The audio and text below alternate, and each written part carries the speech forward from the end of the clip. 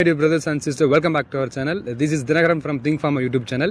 இன்னைக்கு எல்லாரும் என்கிட்ட கேட்டிருக்கக்கூடிய அதிக क्वेश्चन வந்து என்ன क्वेश्चन அப்படினு சொன்னீங்கன்னா GPAT 2024 வரப்போகுது. Within 2 monthsல வந்து எப்படி வந்து குவாலிஃபை பண்றது அப்படிங்கற பத்தி தான் வந்து என்ன பண்ண போறோம் அப்படினா பார்க்க போறோம். இன்னைக்கு கெஸ்ட் வந்து யார் அப்படினு சொன்னீங்கன்னா பிரீத்தி.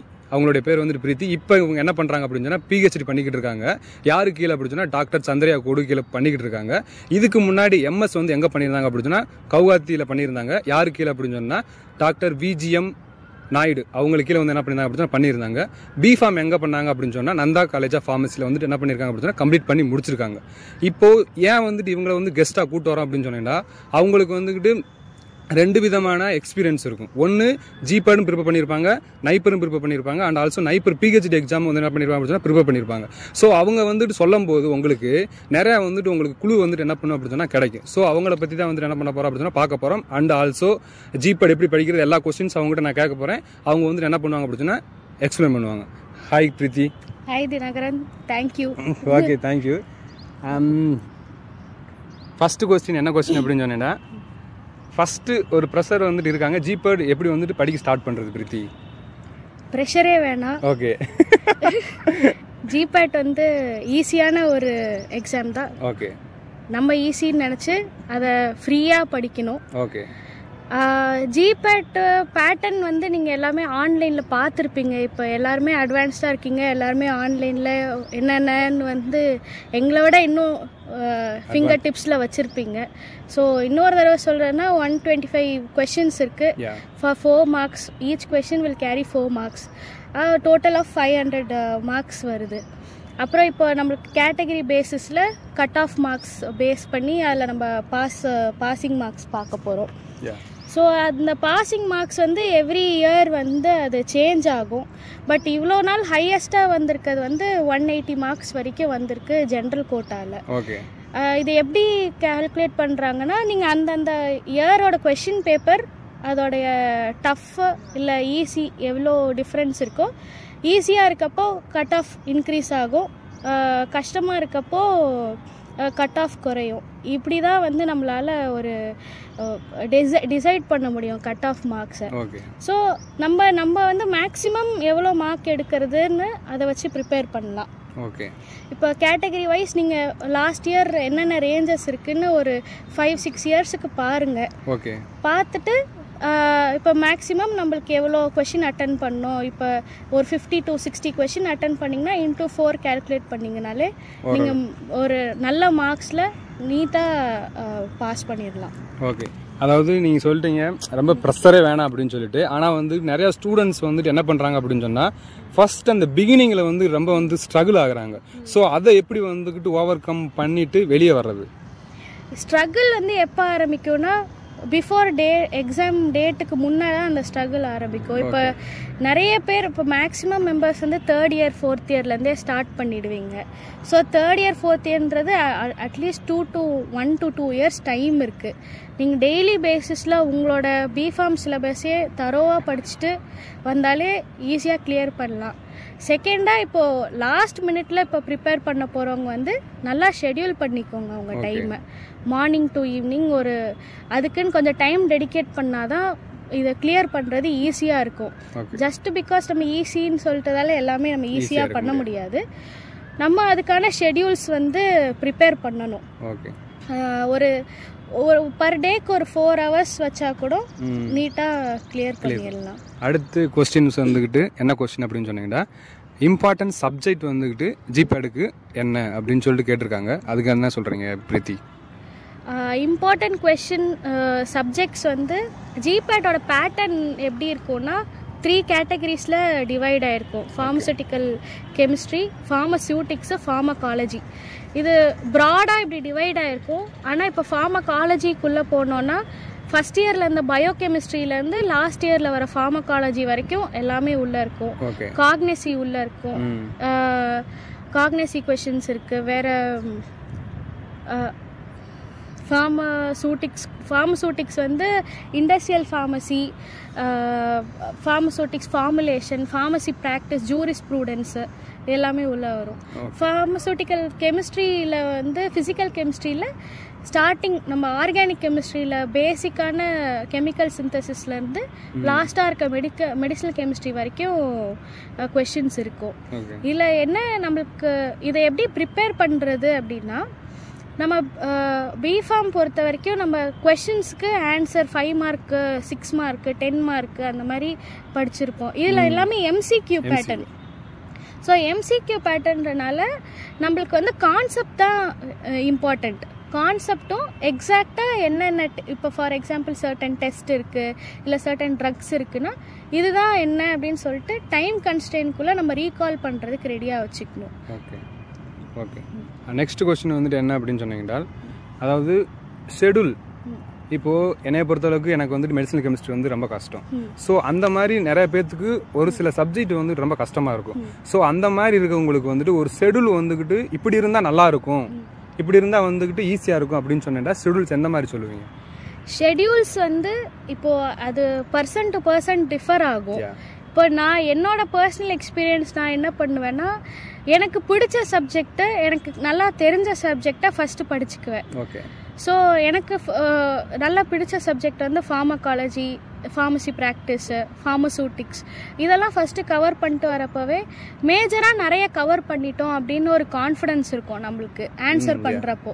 அதுக்கப்புறம் இப்போ கொஞ்சம் டஃப்பாக இருக்க சப்ஜெக்டை வந்து நம்மளால் ரொம்ப இப்போ 3rd இயர் 4th இயர் இருக்கவங்க நல்லா ஆம்பிள் ஆஃப் டைம் இருக்குது, நல்லா டைம் கொடுத்து படிக்கலாம். இப்போ லாஸ்ட் மினிட்ல இருக்கவங்க என்ன பண்ணலாம், இப்போ அந்த டஃப்னு நினைக்கிற சப்ஜெக்டில் எந்தெந்த கொஷின் ரிப்பீட் ஆகிருக்குன்னு இப்போ ஏற்கனவே ஆன்லைனில் நிறைய யூடியூப் சேனல்ஸு நிறைய வெப்சைட்ஸில் வந்து அந்த சர்டன் சப்ஜெக்ட்டுக்கு வந்து கொஷின்ஸ் இருக்குது. அதெல்லாம் கிளியர் பண்ணி ப்ராக்டிஸ் பண்ணிக்கிட்டாலே எக்ஸாம் பாயிண்ட் ஆஃப் வியூவில் இது கரெக்டாக இருக்கும். ஓகே. இதுதான் நான் பண்ண ப்ரிப்பரேஷன். ஓகே. நெக்ஸ்ட் வந்துக்கிட்டு ஓகே, இப்போ சப்ஜெக்ட் வந்து என்னென்ன சப்ஜெக்ட் வந்து இம்பார்ட்டன்ட் சப்ஜெக்ட்னு சொல்லியாச்சு. Subject name means books names வந்து நிறையா வந்து ஸ்டாண்டர்ட் புக்ஸ் வந்துட்டு அவைலபிளாக இருக்கும். ஸோ அந்த நேம் வந்துட்டு அவங்க நீங்கள் சொல்லிட்டீங்க அப்படின்னு சொன்னால் அவங்களுக்கு வந்துட்டு ரெஃபர் பண்ணுறதுக்கு வந்துட்டு ரொம்ப ஹெல்ப்ஃபுல்லாக இருக்கும்.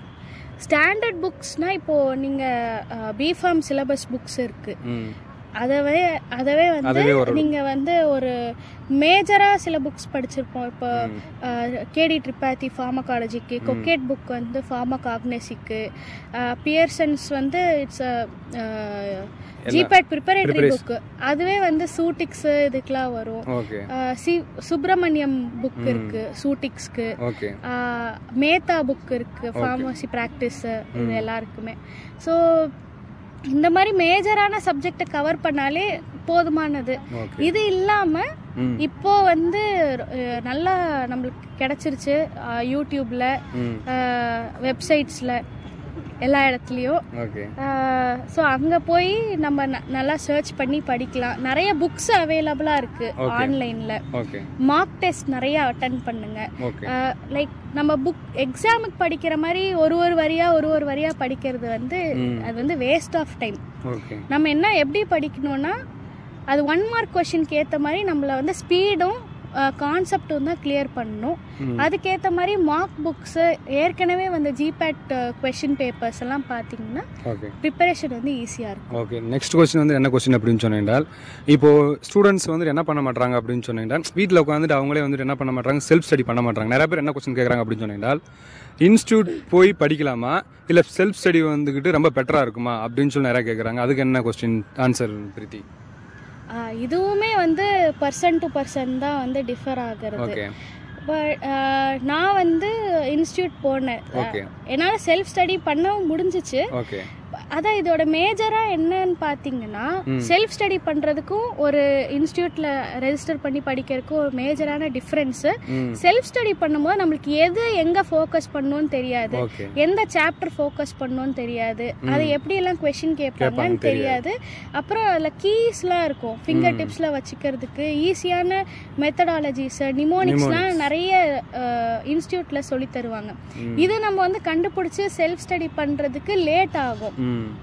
அப்புறம் இப்போ ப்ராக்டிஸ் பண்ணுறதுக்கும் எப்படி ப்ராக்டிஸ் பண்ணலாம், எந்த மாதிரி கொஷின் வருது, அவங்களோட கைடன்ஸ் வந்து இன்ஸ்டியூட்டில் வந்து ஈஸியாக கிடைக்கும் தேன் நம்மளே ப்ரிப்பேர் பண்ணுறது.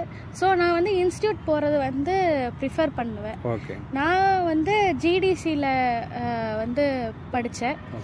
அவங்க புக்ஸும் நிறைய ப்ரிஃபர் கொடுக்குறாங்க. அது இல்லாமல் ஃபார்மா எலைட், ஃபார்மா சேப்பியன்ஸ் போல் நிறைய இருக்குது. நீங்கள் அதை ஆன்லைனில் பார்த்தீங்கனாலே உங்களுக்கு தெரியும். அது இல்லாமல் வெறுமனே யூடியூப்லேயே நிறைய வீடியோஸ் இருக்குது, நிறைய லெக்சர்ஸ் எல்லாம் இருக்குது.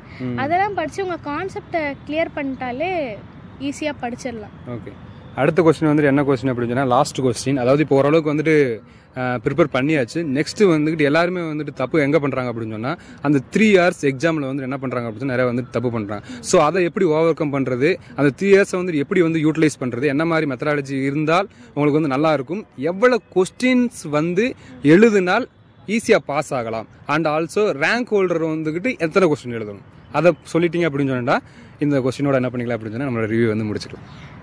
எக்ஸாம் அந்த லாஸ்ட் 3 hours வந்து ஃபஸ்ட்டு உங்களை காமாக வச்சுக்கோங்க. ஃபஸ்ட்டு எடுத்தோடனே ஃபஸ்ட்டு கொஷின் பார்த்தோடனே ஐயோ தெரியலையே அப்படின்னு சொல்லிட்டு பேனிக் ஆகாமல் அந்த கொஷினை பாஸ் பண்ணிவிட்டு நெக்ஸ்ட் கொஷினுக்கு போய் பாருங்கள். அண்ட் இதில் நெகட்டிவ் மார்க்ஸ் இருக்கிறனால கரெக்டாக நம்மளுக்கு 100% இதுக்கு ஆன்சர் தெரியும் அப்படிங்கிற கொஷின் எல்லாம் ஃபஸ்ட்டு ஆன்சர் பண்ணுங்கள். அதுலேயே நம்மளுக்கு பர்ஃபெக்டாக தெரியுங்கிற கொஷின், பர்ஃபெக்ட் ஸ்கோர் வர கொஷினே ஒரு 40 கொஷின்ஸ் இருக்கும். அதுவே உங்களுக்கு நல்ல ஒரு பாஸ் மார்க் வந்து கொண்டு வந்துடும். அதுக்கப்புறம் திஸ் ஆர் தட் இருக்க கொஷினை நல்லா பாருங்கள். அந்த 4 ஆப்ஷன்ஸ்லேயே நம்மளுக்கு தெரியும் 2 ஆப்ஷன் வந்து இது கண்டிப்பாக இதுக்கு ஆன்சராக இருக்காது, 2 இது இருக்கும். அப்போ உங்களுக்கு தெரியும்ல, இப்போ ஒரு 40 கொஷின் ஆன்சர் பண்ணிட்டாலே பாஸ் ஆகிடுவோன்னு ஒரு கான்ஃபிடன்ஸ் வந்த அப்புறம் திஸ் ஆர் தட் கொஷனுக்கு போங்க. அதை ஆன்சர் பண்ணுங்க. தெரியவே தெரியாத கொஷினை வந்து டச்சே பண்ண வேண்டாம், ஸ்கிப் பண்ணிடுங்க. கொஷின் 125 கொஷின் அட்டன் பண்ணியே ஆகணும் அப்படிங்கிறது அவசியம் கிடையாது. கண்டிப்பாக தேவையான கொஷின் அட்டன் பண்ணிட்டு நார்மலான பாசிங் மார்க்ஸ் எடுத்தாலே அதுக்கு தேவையான உங்களுக்கு ரிசல்ட்ஸ் வந்து கிடைச்சிரும். Okay, thank you Preethi, thank you for your உன்னோட எக்ஸ்பீரியன்ஸ் வந்துட்டு இங்கே ஷேர் பண்ணதுக்கு வந்துட்டு ரொம்ப தேங்க்ஸ். ஐ திங்க் என்னோட சப்ஸ்கிரைபர் அண்ட் ஆல்சோ உன்னோட பிரதர்ஸ் அண்ட் சிஸ்டர்ஸ் வந்து நிறைய வந்துட்டு தெரிஞ்சுக்கிருப்பாங்கன்னு நினைக்கிறேன் இந்த வீடியோ மூலமாக. உங்களுக்கு இது மூலம் தெரிஞ்சுக்கிட்டீங்க அப்படின்னு சொன்னால் கமெண்ட் செக்ஷனில் கமெண்ட் பண்ணுங்கள். அண்ட் இது ரிலேட்டடாக எதுவும் டவுட்ஸ் இருந்தாலும் நீங்கள் வந்து என்ன பண்ணலாம் அப்படின்னு சொன்னால் கமெண்ட் செக்ஷனில் கமெண்ட் பண்ணுங்கள். இப்போ தான் நம்ம சேனலை வந்து ஃபஸ்ட்டு பார்க்குறீங்க அப்படின்னு சொன்னால் சேனலை மறக்காமல் சப்ஸ்கிரைப் பண்ணிக்கோங்க.